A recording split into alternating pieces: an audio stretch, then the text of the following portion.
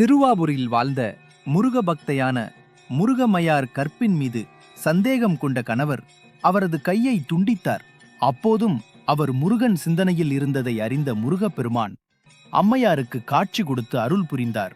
இதனால் அவரது கை ஒன்று சேர்ந்ததாக வரலாறு கூறுகிறது.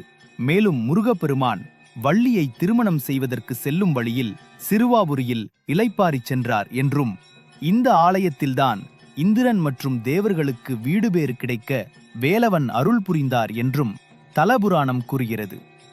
இங்கு வரும் பக்தர்கள் கடுமையாக விரதம் இருந்து பசியுடன் முருகப்பெருமான தரிசிக்க வேண்டியதில்லை, நேரில் வரவும் வேண்டியதில்லை.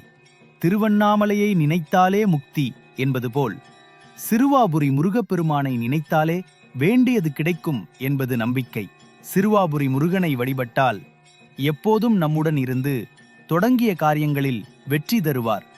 அந்த வகையில் முருகனுக்கு உகந்த செவ்வாய்க்கிழமையான இன்று ஓம் முருகா குருமுருகா அருள் முருகா ஆனந்த முருகா சிவசக்தி பாலகனே ஷண்முகனே ஷடாச்சரனே என் வாக்கிலும் நினைவிலும் நின்று காக்க ஓம் ஐம் ஹ்ரீம் வேல் காக்க என்ற மந்திரத்தை 27 முறை கூறி முருகனை வணங்கினால் நன்மை உண்டாகும் என்பது முன்னோர்களின் நம்பிக்கை.